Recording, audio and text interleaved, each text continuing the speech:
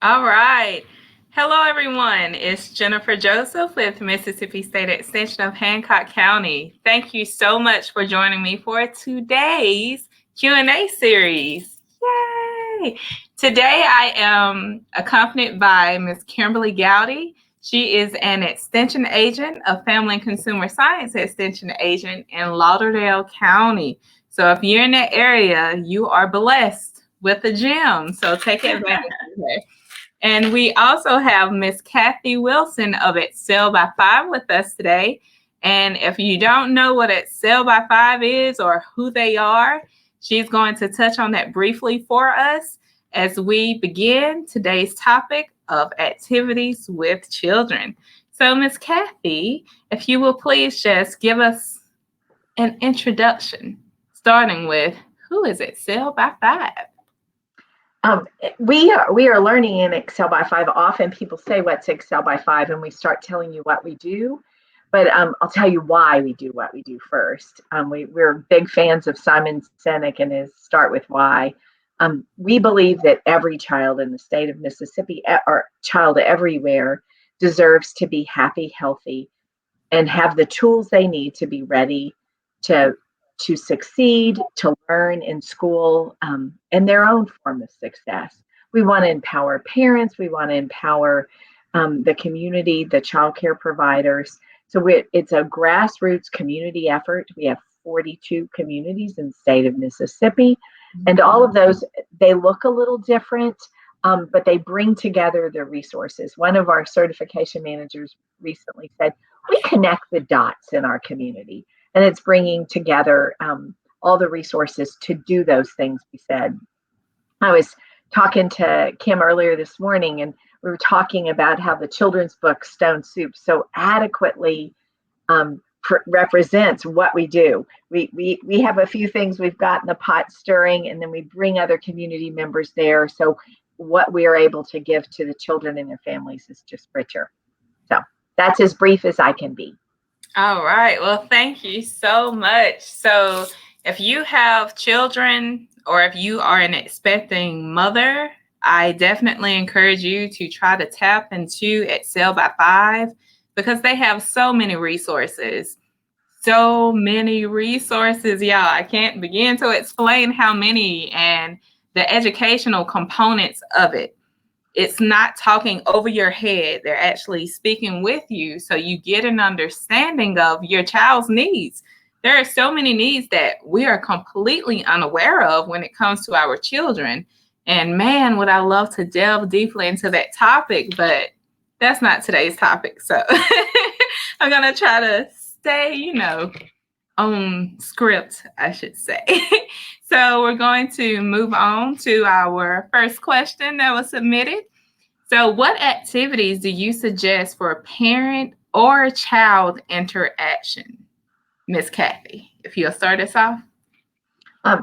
Well, I think the main thing I would say is do what you enjoy, what's fun for you. And I'll use the same thing, use the why. Why are you doing it? You want your child to be learning, you want your child to feel heard. So if the child's interested in something, do that. Or if you're trying to read and the child wants to tell you a story instead or make up a story, do that. I think and trust yourself. You've got what it takes, and your instincts are going to help. Just give it the time, and you'll never regret stopping a chore to spend time with your child, to play what they've asked you to play. And you may find that as their imagination starts to run away, yours will too. Kim has all kinds of ideas, though. Yes. Well, just to piggyback on what you said, I really believe that any activity, like you mentioned, including the parent being involved. Mississippi is known for childhood obesity. And the reason why is because a lot of our kids are on this, or they're on the phone, they're on playing video games. A lot of our kids do not know how to actually still go outside and go play. I know a perfect example when, we were all coming through that age where we were outside playing all day, riding bicycles, jump roping, running, doing all kind of things outside. But true story, I bought my son a bicycle. This was years ago. It was always the big thing in my family growing up for Christmas to get a new bike. Well, lo and behold, I bought my son a bicycle, and this child asked me, well, where am I supposed to do with it? Where I'm supposed to go? So, that just shows, hey, I dropped the ball. So as parents, any activity that encourages kids to go outside, jump rope, jumping jacks, running, do a walking trail, old school fishing. I mean, just teaching kids and getting kids involved, because of those same foundations that we grew up on growing up, we turned out fine. So those same foundations need to still carry on through generations. So not to, bash technology. I love technology and what it's doing for our kids, but we've got to be able to incorporate more activity, physical activity, and also engage more parents. I know we're all working, we're busy, and a lot of times this phone tends to be, quote unquote, the babysitter. So we've got to become more engaged. That's just my opinion. Look, amen. Thank you all so much. It was two things that were stated that really stood out to me. Miss Cathy, when you said, what I believe it was, you have what it takes.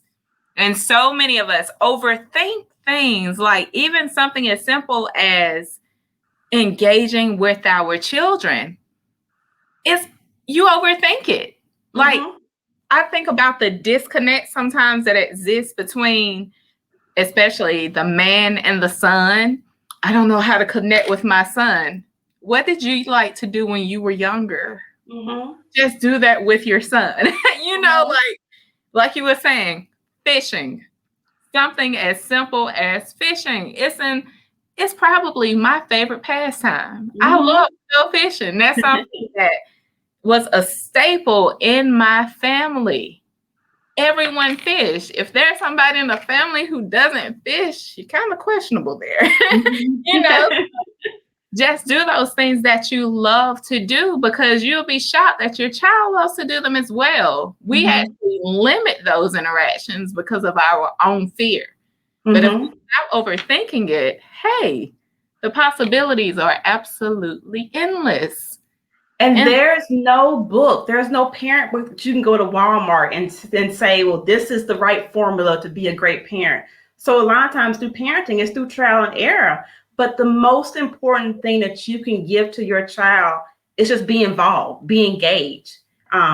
Just, enjoy each other, because I'm telling you, that time is only limited until they're out in college and calling you very seldom. And you're like, where are you? So enjoy your children and enjoy being the form of being a parent. That's right. And just take advantage of making memories.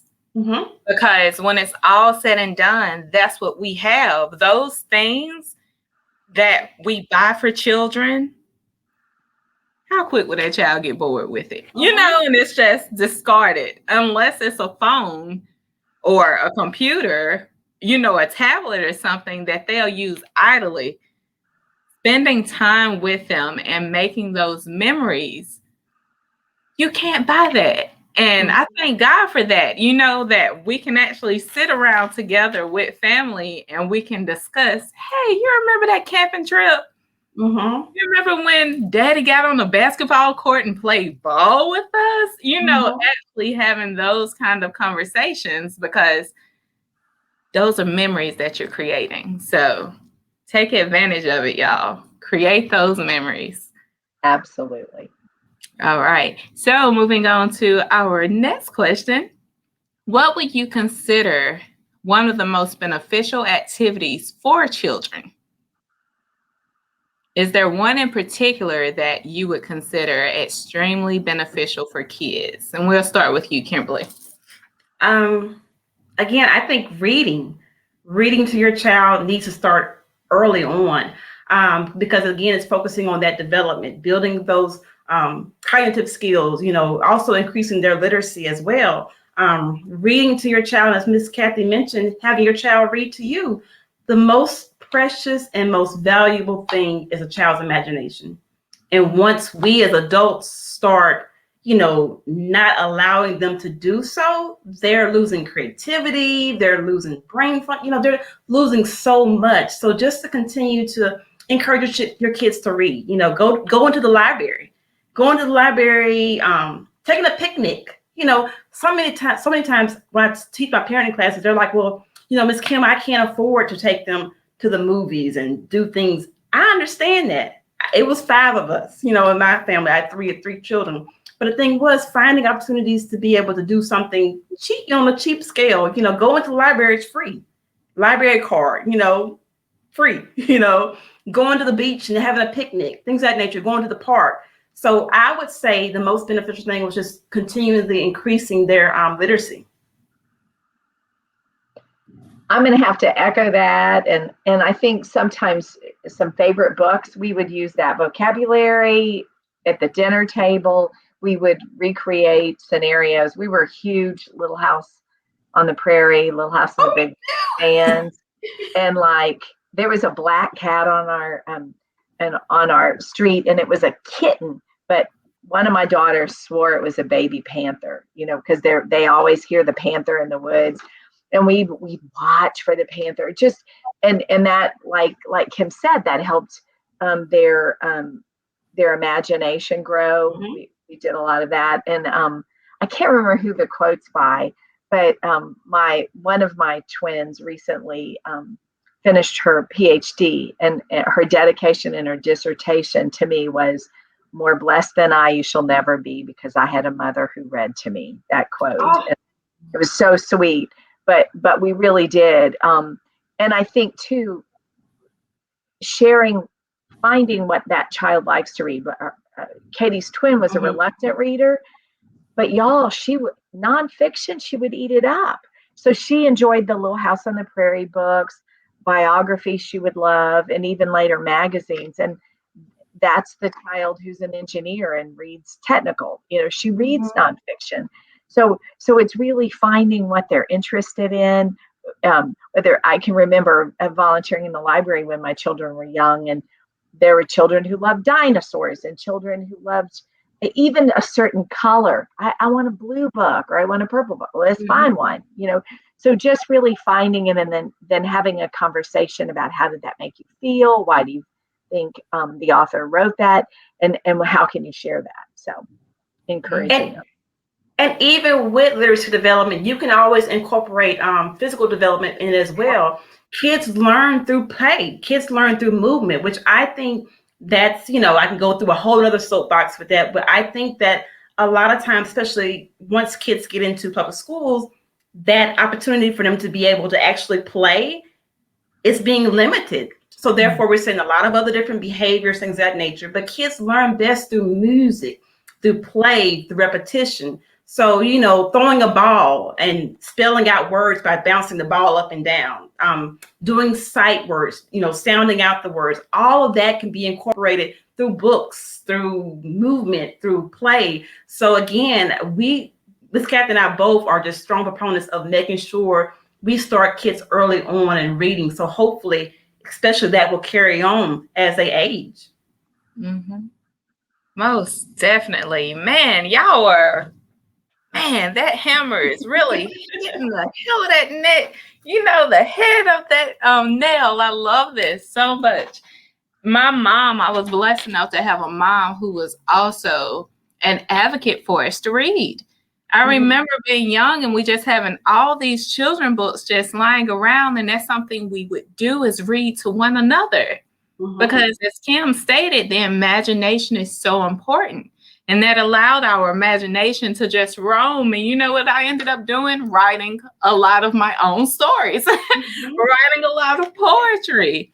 It just fueled my imagination. And so, today, my heart went out to these children who were not accustomed to being at home. They were used to being in that school environment, and their imaginations were absolutely limited because all they had, if it wasn't a tablet or a computer, they were at school and that's all they had.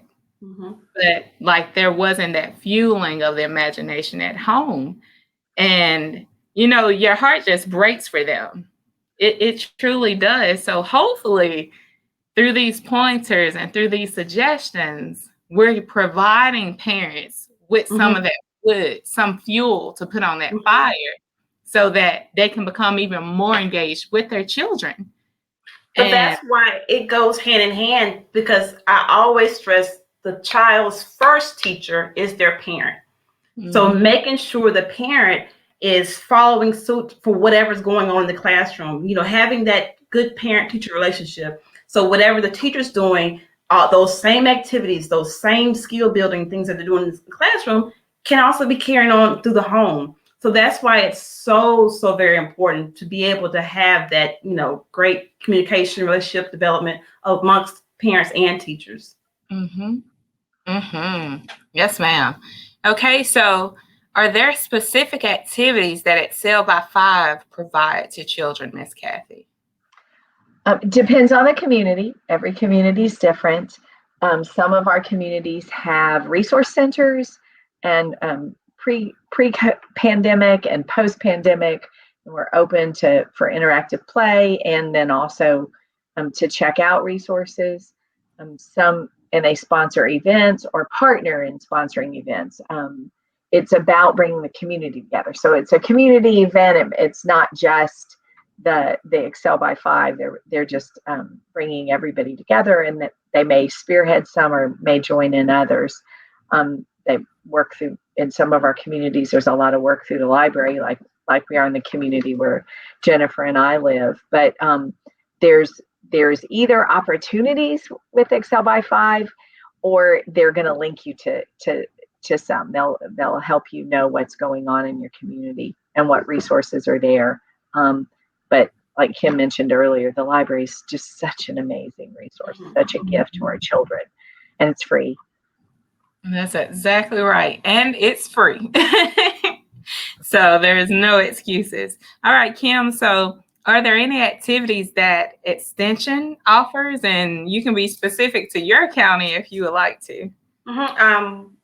Extension, we have our 4-H program. We're geared towards our youth, and it's a program that's geared towards helping them, learn different skills. It could be they may learn more about agriculture. We have skills they can learn about sewing, cooking. Also, they may want to learn more about just citizenship and leadership skills, and they can be able to develop those skills, just being involved. And also, the most important thing about Extension is that it helps them to develop social skills in that as well. Working amongst their peers and learning how to work with other peers within different multiple counties. So we here in Lauderdale County, our 4-H agent has been really successful, and because of COVID, has been successful in doing grab bags, grab bag kits, where parents will come to the office, pick up a grab bag kit, and they have different activities. All the materials are in the kit, and the parents can actually do that at home.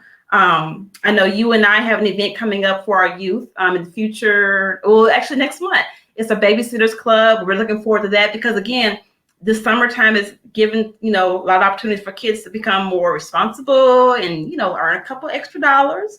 And but just teach them about the importance of being responsible and developing babysitting skills. Also, we have a program coming up this summer called Kids in the Kitchen, which, again, a good learning opportunity to be able to teach kids how to prepare a meal, actually measuring, that's math, actually reading a recipe, that's, cognitive literacy development, and also social skills. We're going to teach them how to have table manners, all of those things that we're losing somewhat. We're trying to, regain and actually provide an opportunity for kids to, still have those same skills and those same traits that we kind of grew up on. So we're looking forward to it. I know my mom was a home economist, and I always tease everyone. When I was coming along, she was very strict, very stern. I had to measure everything correctly, and everything had a, so I was always like this. So I didn't learn how to really officially cook until I got married because I lived with my grandmother. So when I got home from school, my dinner was already ready. I knew the schedule. But again, we were having a lot of kids. A lot of kids don't have that opportunity. A lot of kids are going home. They're latchkey kids, and their parents are working. So this is an opportunity, for them to learn some of those skills. So with our 4-H programs, they're able to do so and become better citizens in doing so as well. Most definitely, because that's what we want at 4-H. We want to create those opportunities for the kids to learn and to better themselves so that they can better serve their communities. Yes, ma'am. Because they are our future. So we have to continue to invest in our children and our youth. So most definitely. Okay, so what activities or programs have you seen to be the most impactful in children? Is there anyone in particular, Ms. Cathy, an activity that's the most impactful?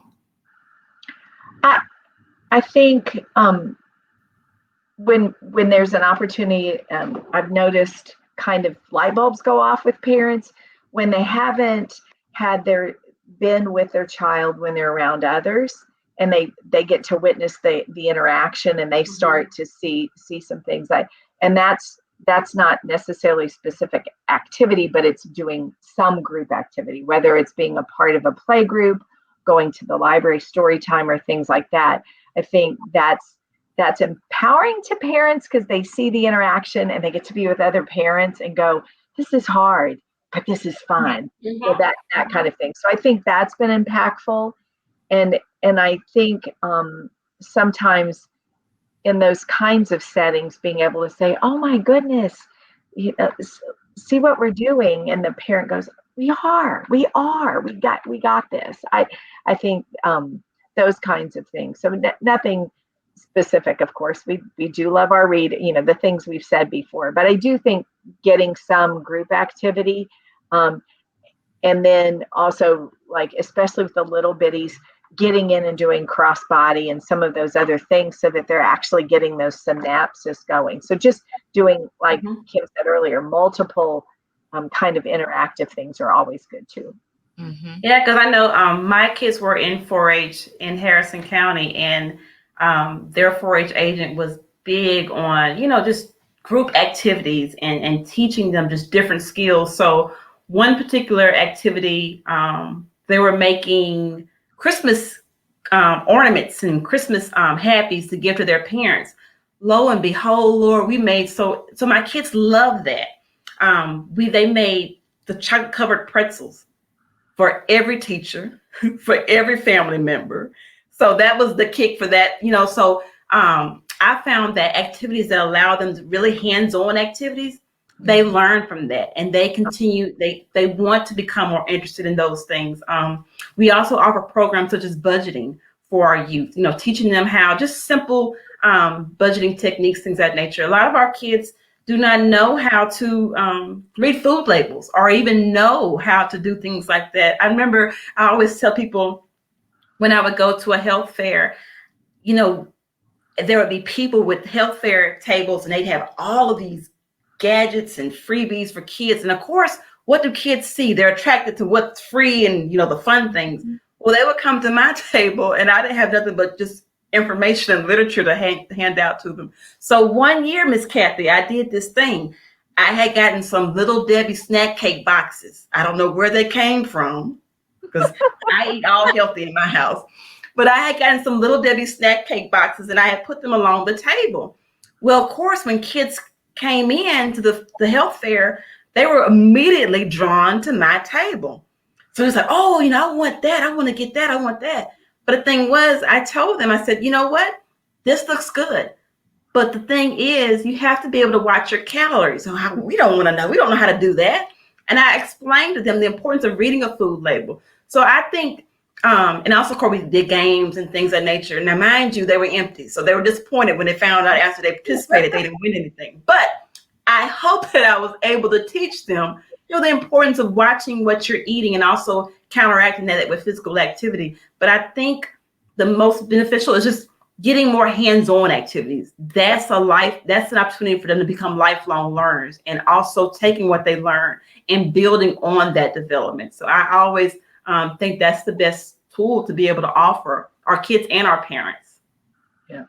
I saw one time big dice. One had numbers on it and the other one had like jumping jacks, sit-ups. but instead of buying that, I just bought a set. The die are about this big at Dollar Tree. You can get 2 in a little pack, and they're really pretty colors.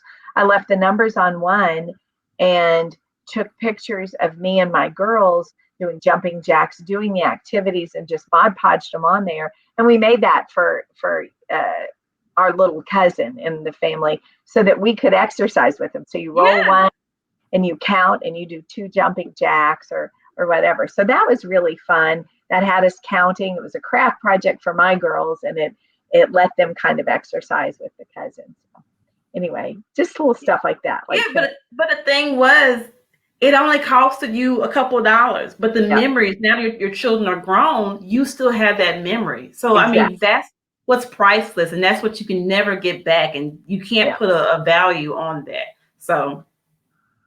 Absolutely. Thank you, ladies. Thank you. Okay, so moving on.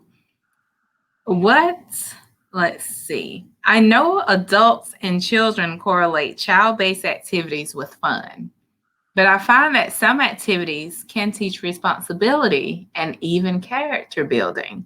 Can you provide an example of these types of activities? And please feel free to provide more than one. Okay, you can go ahead, Miss Cathy. Look like you really want to get this one. No, I was saying who goes first.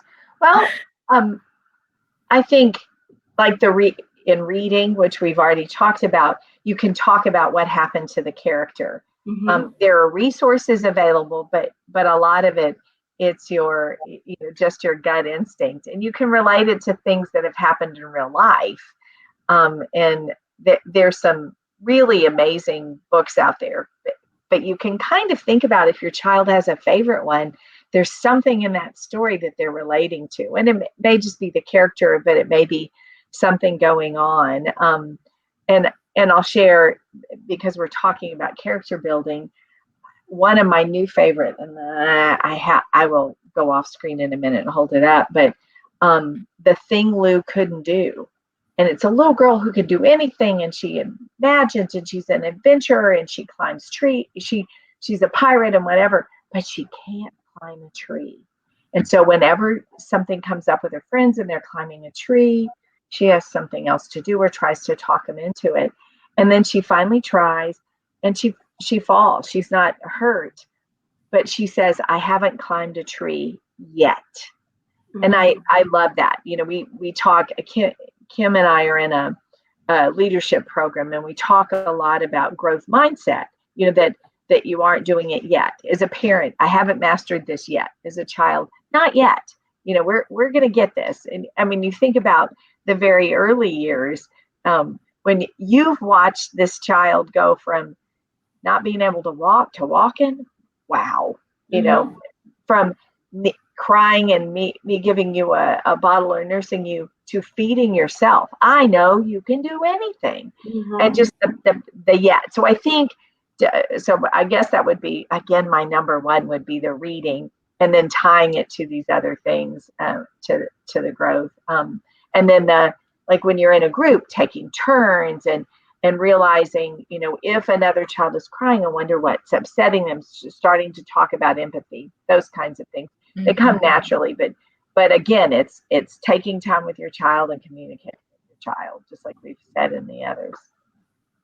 Yeah, and just to piggyback on you, Miss Cathy, a lot of times as far as parents, we have been there. We're just so overwhelmed with so much. So a lot of times we oftentimes are so consumed with work and maintaining the household that we oftentimes forget to talk. Mm-hmm. Actually talking to your kids.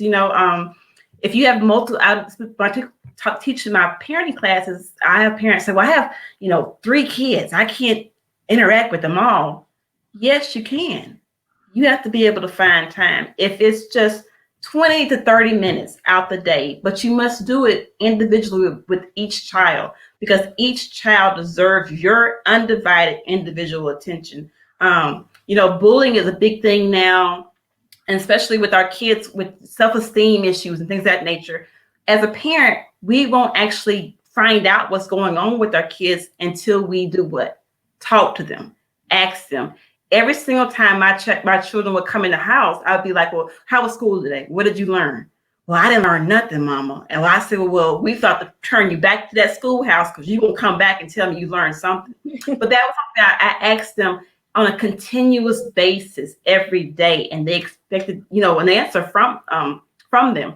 So the thing was, just talking to your kids. I know a lot of times our kids are dealing with so much other stuff that a lot of times as parents, we aren't aware of. So the most important thing is you can do is talk to your kids, find out what's going on with them, making sure they're good emotionally, making sure they're good socially. All of that helps to build their character, because the thing is, I would rather know what's going on with you as opposed to the next person down the street who I have no clue is teaching you the rights and the wrongs, things of that nature. So, I can't stress enough the importance of actually just talking to your kids, getting familiar with them, because again, a child's developing, a child's growing. And what that child was doing 6 months ago, I can trust and believe that same child is doing completely different 6 months from later. So just bond with your kids and find out and get involved. Mm-hmm. Most definitely. Excuse me, you both touched on communication. That it's imperative that parents are communicating with their children. There's so many things that go on that they're just completely unaware of, because I believe it's actually a cultural thing, especially down here in the South. I can't speak for anywhere else, but I know down here in the South, grown folks are talking, go out and play. But what if that child has something really important to tell you? We have to make time for those moments of communication. Mm-hmm. If you are in mid-conversation, then of course, give me a moment to finish my conversation, but don't disregard what the child has to actually tell you. And that's something that we do see extremely prevalent in Southern culture, is the disregard, even for emotional well-being. Mm-hmm. And that's extremely impactful to the character, as you stated, of that child, for the development of that child. And I know Miss Cathy and Excel by 5, I know you all truly touch on those developmental stages of the child, and why we should cater as much as we can to each one of those stages. And even if it is doing some research or contacting an agency or organization like Excel by 5, or allowing them to refer you to someone where you can get those pointers and get ideas for activities that cater to areas that you need help in. Like if I know that my parents struggled in one area and I don't want to struggle in that area, who should I contact so I don't struggle in this area? And that's where you can go to your extension agent, like Miss Kim. That's where you can go again to Excel by 5.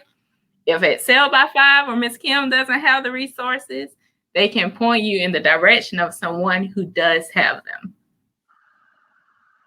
Okay, we had a question. Where do these activities take place? Is that a camp? I'm not really sure which activities you are referring to. Oh, I know if she's referring to the babysitter camp. A lot of these activities that we do through 4-H is at your local county office. So it just depends on where you're located. But Extension, there's a county office in all 82 counties.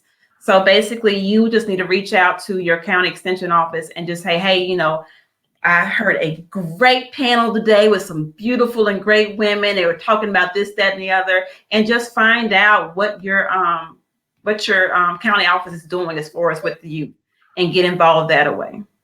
Yes, and if you check the chat box now, you will see where you can actually find out where your extension office is. So you'll have the contact information, the email address, as well as the phone number. So do you all have any closing remarks for today? I must say this was an absolute joy to have you both on. Such an abundance of wealth of information, especially for myself, an expecting mother, as well as so many other parents that are out there. Just so much information. And thank you so much for taking the time out of your busy schedules to join us. to inform us of all of this information that you have. Well, thank you. I think I'd remind everybody we're all different, our children are all different. So just listen, like Kim said, let your child feel heard and trust your instincts and be you and let them be them. And even the listening, and sharing. A child may do better talking on a walk or a ride instead of looking at you. You can, cutting up potatoes and helping with supper, they may talk. So find the place where your child most opens up. And it could be while you're doing your craft, whatever it is. And then they also will have an opportunity, instead of saying, we need to talk, they can say, hey, you want to go for a walk? Hey, you feeling like a ride in the car? And that's their kind of way to get you to talk. So just you'll find that stream. You'll find that sweet spot, I guess. And yeah, and the thing is, as you can see, we are very passionate. We love children, we love parents, we love families, and I think that's where community sustainability lies, is strengthening our families, and that's why Excel by 5 and MSU Extension is able to partner together in doing so and building our communities and providing those resources. So again, for my parents, just love on your babies, read to them, get them out this phone and just be active, especially during the summer months. We about to get out and about as far as for summer, but just enjoy those babies, because tomorrow's not promised, and tomorrow will always come and go, but you want to be able to create those lasting memories and allow that child to grow, to learn, to develop, and become healthy within the communities they serve. So we just want you all to be aware of what great things you have in your community and reach out to us if needed. Thank you so much. And thank you all so much for joining us today. Again, I'm Jennifer Joseph with Mississippi State Extension of Hancock County, and you have been tuned in to our Emmy ALCS Q&A session, where today we discuss activities with children. I hope you all have an awesome remainder of your day and week. Hail State and go Dogs.